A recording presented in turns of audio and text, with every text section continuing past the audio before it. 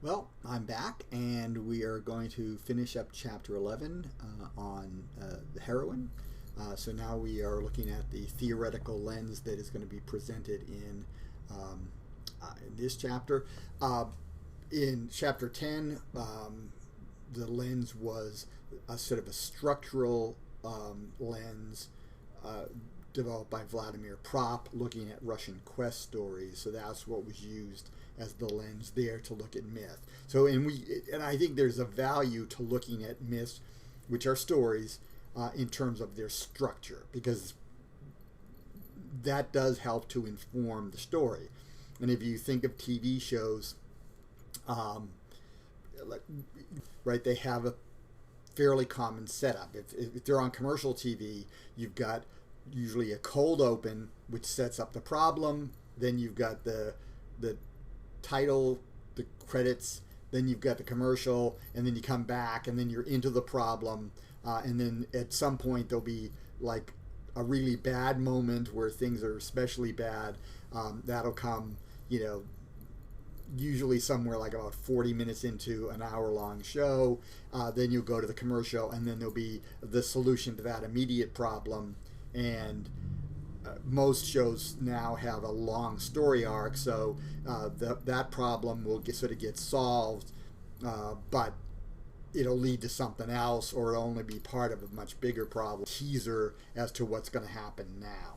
Structure tends to get followed, certainly on like a lot of the superhero stories, or even a lot of the cop stories, the ones that have like a longer story arc.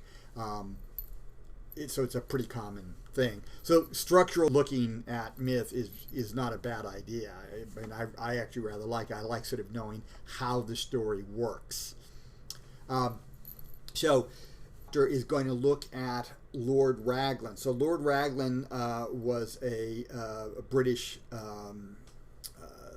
sort of classical scholar, and he developed a list of things in the hero's story. So this is a little bit different than Propp's certain characteristics. So the hero is the son of a king, that type of thing. So there's a list of what the hero is and what the hero's adventure would be. And in this chapter, which is focusing on a heroine, takes the hero's list, and the scholar in this chapter looks at Raglan's heroine. So what we get here is we get an article, Marianne Jezewski, who basically takes Lord Raglan's list and sees what of that can be used to talk about the heroine.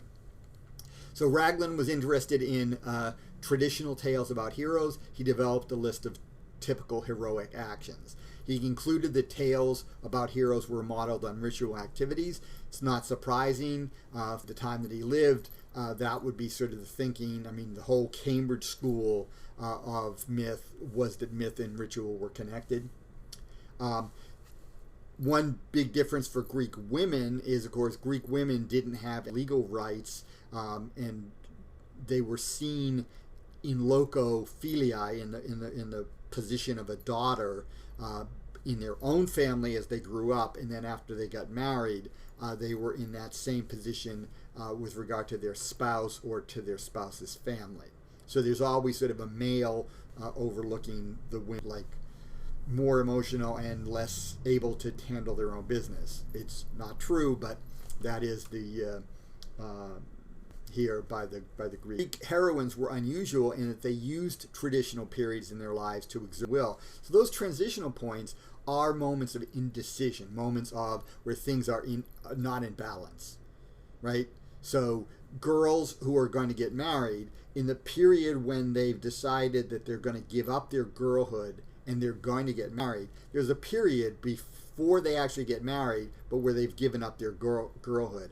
And in that period, something can happen. And if you think of stories, a lot of stories are set up this way, right? There's a transition moment in the person's life, which is like they come to a crossroads, and now there's an approved path, or there's a approved path. So Antigone's burial of her brother against the will of King Creon is a perfect example. She is engaged to be married, so she has given up her girlhood, is about a wife, and presumably then a mother of some sons and daughters. But at that point, she chooses her brother Polynices, who has been declared a traitor by Creon and ineligible for burial. So, at that moment, she takes her action. Antigone here is the figure, says second from right. So the figure with her head sort of bowed is escorted by 2 guards to King Creon. So King Creon sitting on the throne. And I don't know for sure how we know absolutely that this is Antigone. There are no identifiers that I can see that clearly mark it out. We do have a woman being brought before a seated figure who clearly is a ruler. This is a red figure, Nestorus. I guess it's some type of pot. I don't know what this type of pot is, by the Dolon painter. So this person also painted a vase showing the scene, which is a story from Book 10 of the Iliad. So, what you're going to see then in that theoretical thing is you're going to see Lord Raglan's list, and then you're going to see how it can be used to look at the heroine story, which is not always going to be the same, since one of the paths for the heroine is to become the wife or mother of the hero, which is, in some ways, it's not. The choice is not entirely hers. I mean, choosing to get married is somewhat the woman's choice. I mean, Antigone show, for instance. But, choosing whether you have a kid or not is less so, right? I mean, married people have sex, you may or may not get kids depending on, circumstances. So the comparison here is interesting because we actually look at the Medea story itself, but from a Roman perspective. And Medea was a figure of some importance in Rome, especially among Roman Stoics. I would argue probably were the ones who were most interested in the figure. Medea was commonly depicted on sarcophagi in Rome in the 2nd and 3rd centuries. They're talking 2nd or 3rd century CE. So this is fairly late. And some scholars death. So basically the sarcophagus shows something that precipitated death. And so maybe it's some sort of criticism of like what happened to their loved one. But there's all in Medea's case the excessive emotion. So that's the big thing with Medea. Medea is very powerful, but she is also very emotional. And of course, for the Greeks see themselves as largely rational, as more emotional, and she is a female foreigner, so she's even more prone to that. And of course, that has disastrous effects. And then that would be an argument against excessive mourning from the mourners, that they should accept it, right? So this would be the whole Stoic thing. Stoicism is really all about the fact that there are some things in life that we can control. There's some things that we can't control. One of the things we can control is our reaction to things. Things may be bad, but we do not have to them destroy us emotionally or some other way.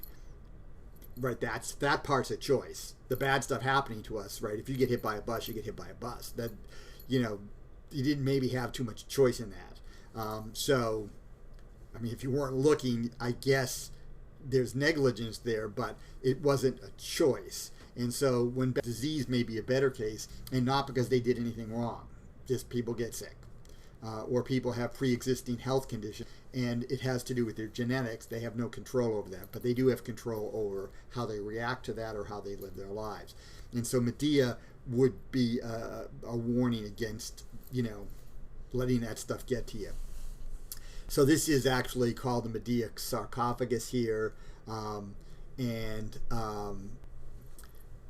it basically tells the story of Medea. so Medea appears in different spots. So Medea's over here with her kids, but then Princess, who is like catching on flame while the king is horrified looking on.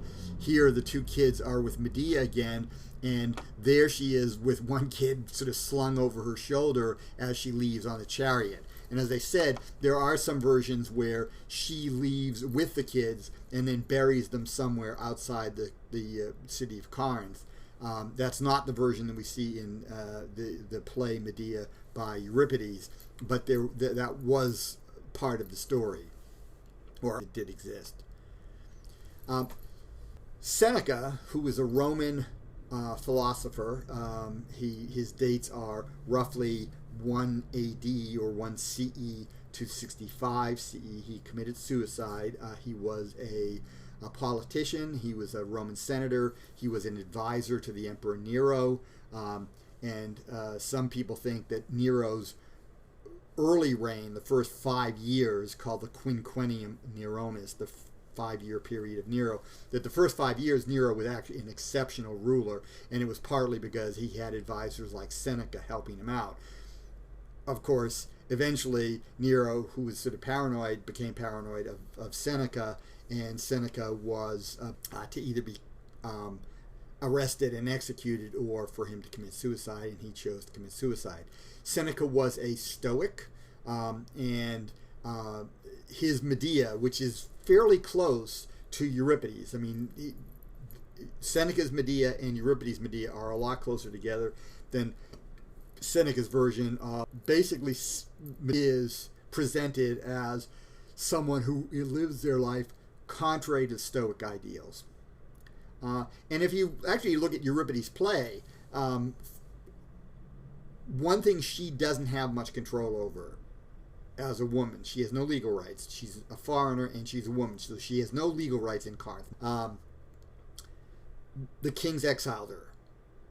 The Stoic would say, you just accept it. You know, it's terrible. It's too bad it happened, but, you know, suck it up. And in the play by Euripides, the chorus of women, of Corinthian women, basically say that about Medea about her marriage. Yes, you married Jason. Jason turned out to be a real jerk, but that happens.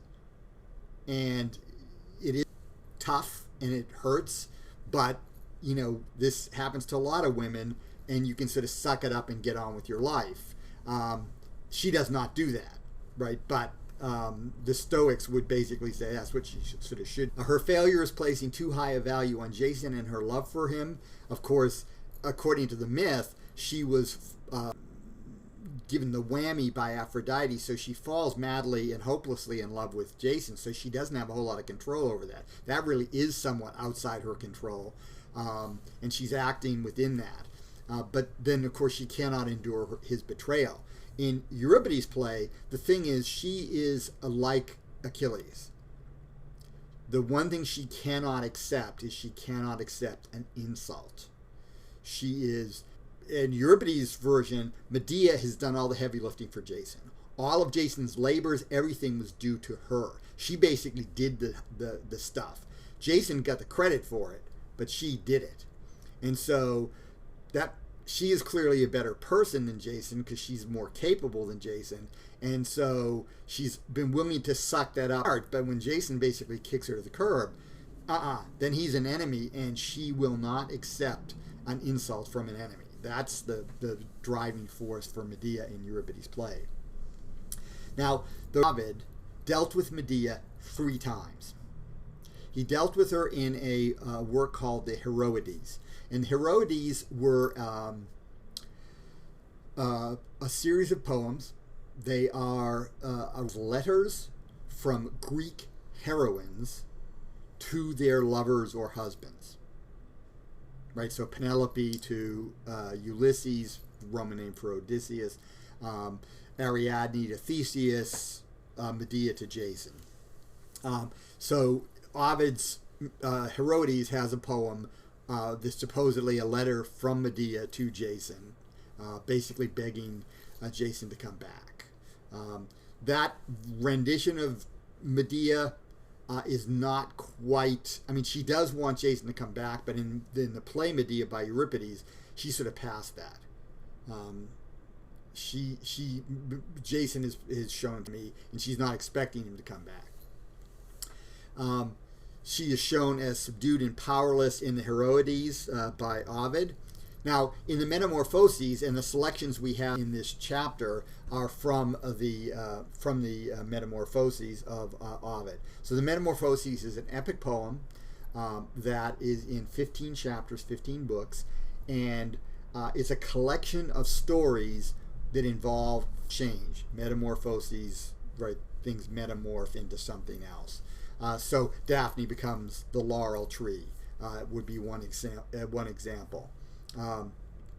So we do have some metamorphoses here. We've got Medea using her magic potion to make Aeson young again. That's one of the things that happens that would involve a change here from old to young.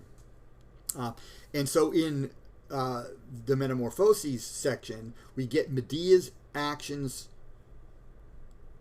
for Jason when they come to Iolcus, up to the time they get to Corinth, and then picks up after she's fled Corinth. So he sort of skips the whole at Corinth section. Now, the third thing, but should be recognized, is we know that Ovid wrote a play, wrote a tragedy, like Seneca did later. Seneca's Medea's, maybe from 58, 59. It's quite a bit later. Ovid's would be sometime around, maybe 15 BCE or something like that. So it's older. But Ovid did a tragedy called the Medea. The ancient scholars who talk about Ovid claim that Ovid's Medea was his best work.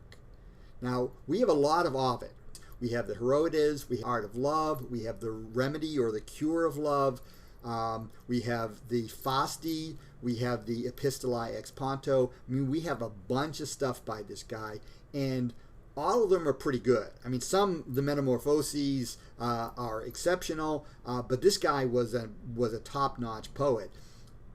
Claimed that his Medea was his best work, makes it very puzzling why that work didn't survive. I don't really know what Ovid did with Medea, but I have a feeling that the fact that he did have a play on Medea, probably Medea in Corinth, so just like Seneca's is Medea in Corinth, that may be why in the Metamorphoses he basically skips over that portion of the story.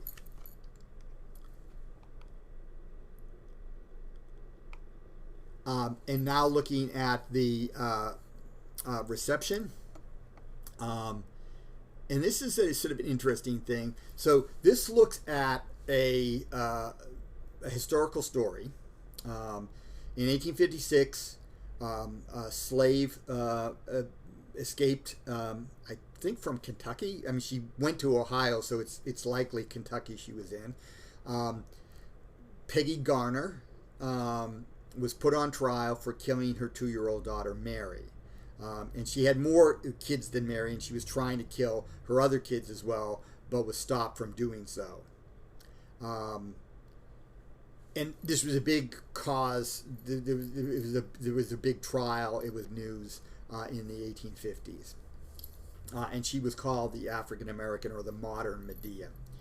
And we see that artwork, Margaret Garner, Peggy Garner, or modern Medea.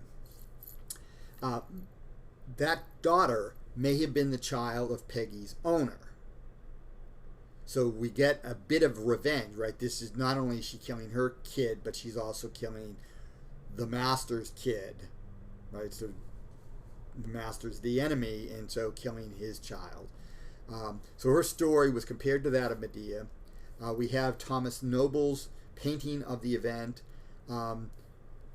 Asks whether Margaret or the slave catchers who cornered her are the monsters in this event.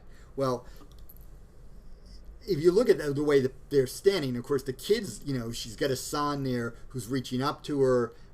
There's the dead child on the ground. Margaret sort of stands rather tall. the all sort of like they're all clearly men who are in judgment. They're in judgment of a woman. They're in judgment of a black woman. They're in judgment of, right. So they're sort of like, what a barbaric act that this woman's done. So there's clearly this sense in this painting of them judging, and she's more sort of defensive, but she doesn't look particularly murderous or cruel. Medea is unique partially because of her agency in the death of her children, and partially because of her ethnicity. Right, Medea is an outsider. She is a foreigner, and she is a woman. Right, so she is very much an outsider from the Greek perspective, and yet she is an agent. Right, she takes action, and Margaret Garner, for good or bad, took action. And there are lots of reasons why she may have killed Mary. I mean, one thing is she's an escaped slave. Peggy Garner. Of course, she was recaptured, but slaves knew what slavery meant, and if you're a female slave, you know what that means. It means that if the master or the master's son or the master's cousins or the master's whoever wants to have sex with you, you don't have any say in the matter. You have no say in the matter at all. And she may very well have killed to make sure that doesn't happen to her, because that's pretty darn awful. You're basically saying, yes, she'll be alive, but she'll be a rape victim, maybe multiple times, and that's maybe what you wanted to avoid. There may have been revenge involved as well. We don't really know, her full motivation, but it's then Medea in the play by Euripides. So. Modern African-American writers have linked Medea's foreign identity to her political oppression. It does make sense. She is a foreigner. The Greeks did not like, right? The Greek word for foreigner was barbarian, barbarous. Obviously, they're not going to look at these people as being equal. They are not seen as equal. County Cullen, who was a member of the Harlem Renaissance, he did a Medea in which Medea was black, right? So he's basically using that. There's a famous ballet by Martha Graham in which Medea is portrayed as being sort of Asian. Again, she doesn't look like the others, right? So there is this sort of race thing going on. His Medea received mixed reviews at the time. Black critics questioned whether Medea's experience offered any insight on the African American experience. And no doubt white critics or classical scholars thought that, Medea is not black. She's from, a part of Asia, so maybe that would have been okay. But